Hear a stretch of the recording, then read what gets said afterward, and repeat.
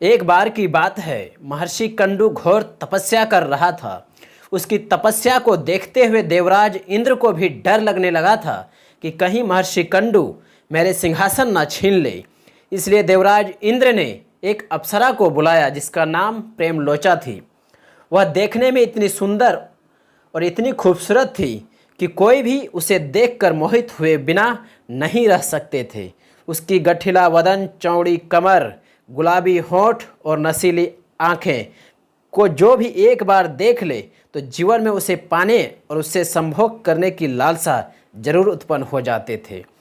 फिर देवराज इंद्र ने अपनी प्लान बताया कि महर्षि कंडू जो कि गोमती नदी के किनारे घोर तपस्या करने में लगे हैं, उसके पास जाओ और उसकी तपस्या भंग कर देना, नहीं तो हमारी राजगद्दी चली जाएगी। वह अप्सरा प्रेमलोचा ने देवराज इंद्र को आश्वासन दिया कि मैं अपनी ओर से पूरी कोशिश करूंगी ताकि महर्षि कंडू का ध्यान भंग हो जाए।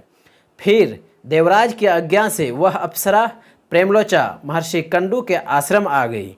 फिर प्रेमलोचा ने अपनी शरारतों से महर्षि कंडू का ध्यान भंग कर दिया। इसके बाद जैसे ही महर्षि कंडू का नज़र प्रेमलोचा पर पड़ी, ऋषि कंडू उसके रूप, शरीर और नज़र को देखकर मोहित हो गए और उसके मन में सेक्स करने की इच्छा जगने लगी। इसके बाद ऋषि कंडू प्रेमलोचा को लेकर मंदराचल पर्वत की गुफाओं में चले गए, जहां ऋषि कंडू प्रेमलोचा के सौंदर्य में इतना खो गए कि 100 से ज़्यादा वर्षों तक प्रेमलोचा के साथ सेक्स संबंध बनाते रह गए और उसके प्यार और भोग विलास में डूब गए। फिर अचानक प्रेमलोचा ने महर्षि कंडू को कहा कि हे महर्षि, हमें बहुत दिन हो गया इस पृथ्वी लोक में, अब हमें स्वर्गलोक जाना पड़ेगा। ऋषि इस बात को सुनकर उदास हो गए। फिर उन्होंने कहा, हे देवी, अभी थोड़ी देर और रुक जाती तो अच्छा होता। फिर वह अप्सरा महर्षि की बात को मान गई और वह रुक गई। फिर ऋषि कंडू अगले 100 वर्षों तक उसके साथ भोग विलास और सेक्स किया। फिर 100 वर्ष बाद प्रेमलोचा ने फिर एक दिन ऋषि कंडू से कहा, अब बहुत दिन हो गया, मुझे स्वर्गलोक जाना पड़ेगा। लेकिन ऋषि कंडू ने फिर कहा, थोड़ा दिन और रुक जाओ, और प्रेमलोचा ऋषि के श्राप के डर से और थोड़ा दिन रुक गई।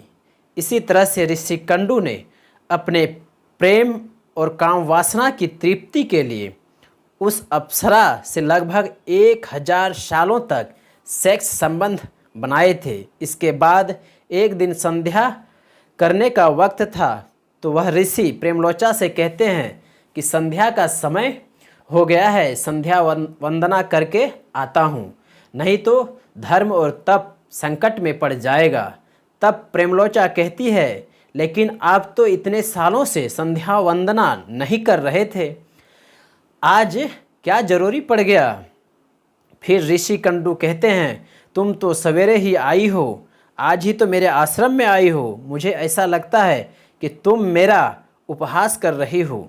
तब प्रेमलोचा उस ऋषि से कहती है, हे ब्राह्मण श्रेष्ठ, मैं सच में सवेरे आई थी, लेकिन मेरे आने से कई 100 वर्ष बीत गए हैं। यह सुनकर महर्षि कंडू घबरा गए और बोले, हे प्रिय, तुम सच सच बताओ कि तुम्हें यहाँ आए कितने साल हो गए।